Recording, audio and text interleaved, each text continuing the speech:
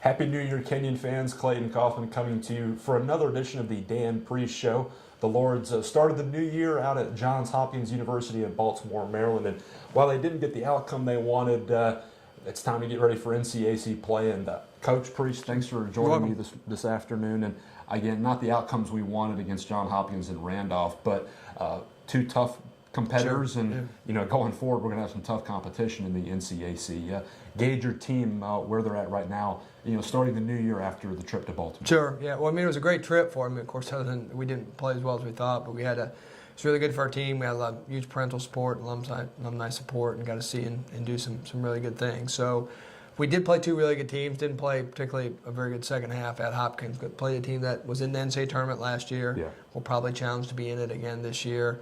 Randolph was in the NCAA tournament 2 years ago and is in probably one of the best leagues in the country. So I think we made a little bit of progress. Obviously didn't show up on the scoreboard, but we got better by playing good teams, I think, and kind of figured out what we have to do and not do. And so I think we're getting there. We have a really tough stretch of our conference games here, and then playing two really really good teams there. But I think we did make a little bit of progress, but certainly played really, really good teams and kind of found out, what we need to get better at. It kind of had the feel to the Westminster tournament where, maybe the offense didn't really get into that groove we wanted, especially in the second half against Randolph, where I think we only hit 9 shots. And what did you gauge just from, the competition you went against and where our guys are at going against some really good defense? Yeah. Well, we personally tried to play a little slower and tried to go inside a little bit more, which probably lowered our score down, because almost for a while we seemed like we were almost scoring too much or scoring too quickly, and then we were back on defense right away. So we tried to play at a little slower pace.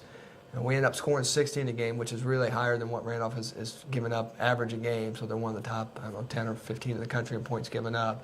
So we did struggle to make shots in the second half. They were 10 for 19 from 3, and we were 4 for 18. So sometimes, offensively, it's as simple as that if you're making shots or not making shots. So I thought offensively we actually played fairly well. We moved the ball pretty well. We had some balance. We just didn't really shoot it very well from the perimeter. One thing we just mentioned off camera, but our bench seems to be really getting into a little bit of a groove. I think they scored 36 points against Randolph, and they had a good outing against Earlham, 3 or 4 games ago. And going forward, that depth that we talked about before is going to have to come through for us, especially in North Coast. It's a big deal for us. We have some freshmen that are getting a little bit older, some young guys at least. They're getting older. So we say when you get to this point in the year, you're not totally a freshman anymore. You've played 11 games and 2 scrimmages. So Alexander Powell's played a lot. Bennett is now playing a little bit. Phillip has played some. So those guys just have more experience and getting a little bit healthier too. Connor Garrity was hurt for a while, and so he's able to, senior is able to play a little bit more now. So he's giving us some punch off the bench. And the Randolph game, we didn't start John Bray. He didn't have a particularly good game on Friday, but had a huge response. Showed a lot of maturity, a lot of leadership, a lot of accountability. We got on him pretty hard, and he really responded. So that, obviously, he had 18 coming off the mat. So we'll start him, going tonight and this week. But we already have some younger guys that have gotten a little bit older, and some other older guys that have gotten healthier. I'm still waiting on a couple more to get a little healthier too. All right, NCAC play for the next 6 weeks, and they start tonight. We're going to Wooster, and then Saturday at DePauw, which those back-to-back games, they're perennially either at the top or right around. Talk about the game against Wooster and then move forwards to I think DePauw. Both of them, they got picked 1-2 in our league. So we knew when we left Hopkins, whether we won 2, lost 2, or split, we were going to have to go play some really, really good teams. And then we'll play good teams next week too. So I'm hoping the schedule we played, that over Christmas there has helped us a little bit. Worcester's really, really good. They're ranked in the country where they should be.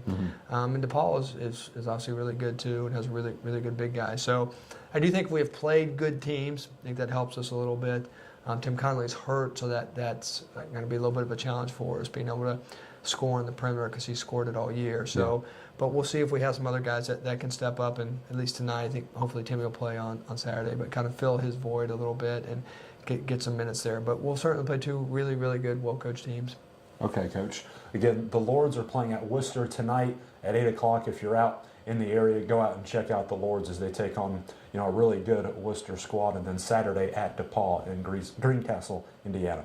Time to go out of bounds now with Coach Priest, and obviously a big victory for the Ohio State Buckeyes, really pulling what a lot of people thought was an upset over Alabama, and they did so with a lot of speed and some defensive presence along the front line. And now a whole different animal coming Monday night against Oregon, which that offense, they're running a play every 15 seconds. Give us a prediction. And what have you made of the Buckeye squad this year? Well, I was happy to see the Buckeyes win. I'm not a diehard as some other people, but it's been 6 years living in SEC country in Arkansas, so I had to get a lot of Big Ten haters down there, so it was good for me. I was could able to call a few people back in Arkansas, so I was glad to see the Buckeyes win. My assistant, Nick Kuhn, is a huge Buckeye fan, so we had to be home back off the bus for the game. So for him, so I'll say 31-27 Buckeyes. Okay, you're going 31-27. I'm going about 43-30. You're probably Oregon. closer. I'm going Oregon. Probably. I picked them at the beginning of the year, in my mind at least, not on paper. But we'll see what happens next Monday night. Coach, thanks for your time. Thank you. Good luck this weekend against Wooster and DePauw, and we'll catch you next week. Thank you. That was head coach Dan Priest. Another installment of the Dan Priest Show. I want to thank you for your time, and as always, we'll talk with the coach next week and preview next week's games. For the head coach, I'm Clayton Kaufman. We'll see you next time on the Kenyon Sports Connection.